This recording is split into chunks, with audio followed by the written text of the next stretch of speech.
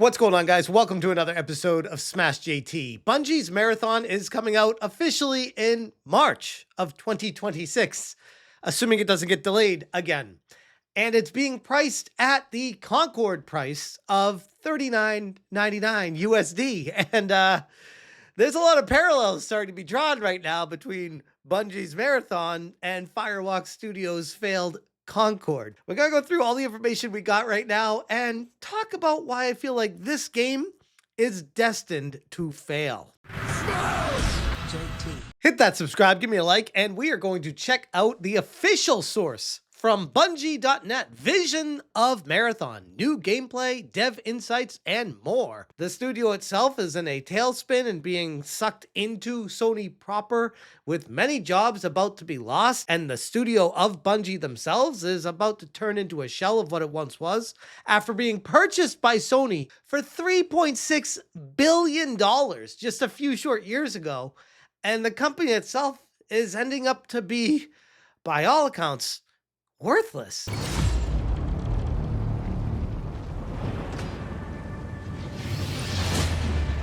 Players want more challenge. The whole point of an extraction shooter is that you're challenged to even survive in this world. Hold on. This is how you know the game's gonna fail. Just notice this. See the bottom right there? Steve Cotton, creative lead. Him.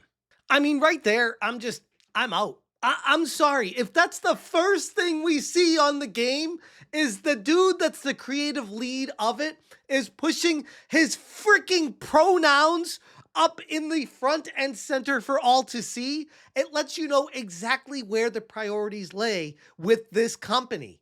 I'm out. I'm sorry.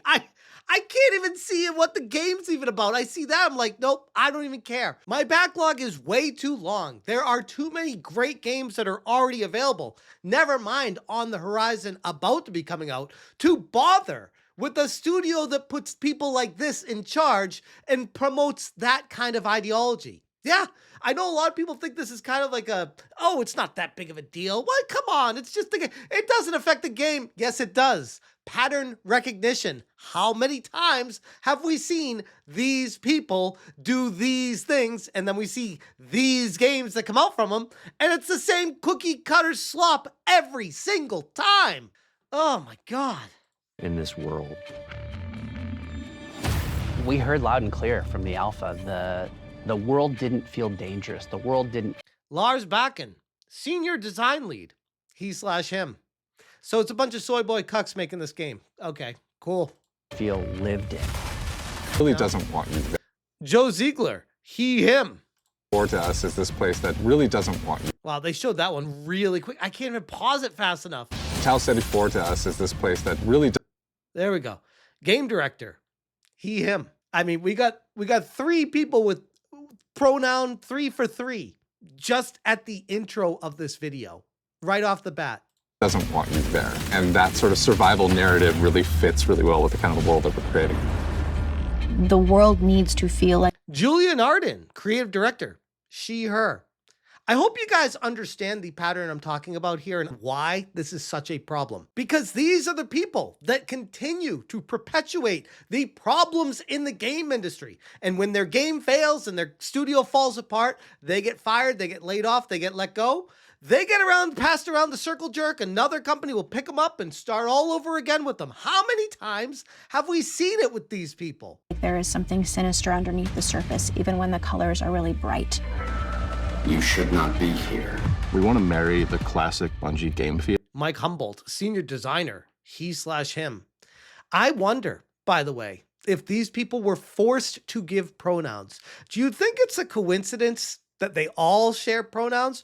Or is it part of a cult ideology that they have to give that to the studio if they want to be accepted into this organization for diversity purposes?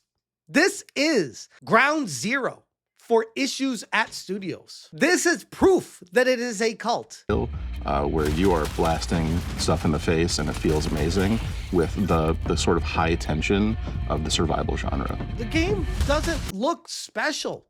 It looks very generic. It really does. If anything, I'd say it looks worse than generic. Nothing about this excites me at all. Like, I'm sorry. I can't even pretend to be excited about it. If you want good loot, you have to go to places where you're taking risks. Brenton Woodrow, Senior Design Lead. He, him. Either risks from other players or risks from AI. So we have all these tools now, Rook with ProxJet. I really do think it comes down to just as simple as if you're showcasing pronouns in your trailer overview of your game, gamers are just going to check out. We've seen this pattern all too many times, and you might say it's just a simple little small thing. It doesn't impact the game at all. It doesn't influence anything. It's what they want to do. Don't get mad at them. I don't care. As a customer, a consumer, a gamer, my wallet stays closed for these kind of games. I've had enough of this kind of stuff.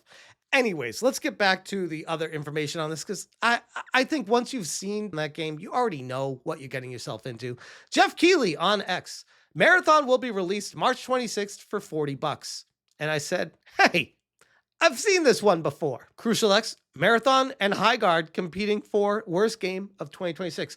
Man, Highguard is getting run through it right now as well. That's another one. Pirate Nation, new look of Marathon coming March 26th from Bungie for $40. And he follows that up with which one of the following most accurately describes you? Please select all that apply. Woman. Oh, they started with woman.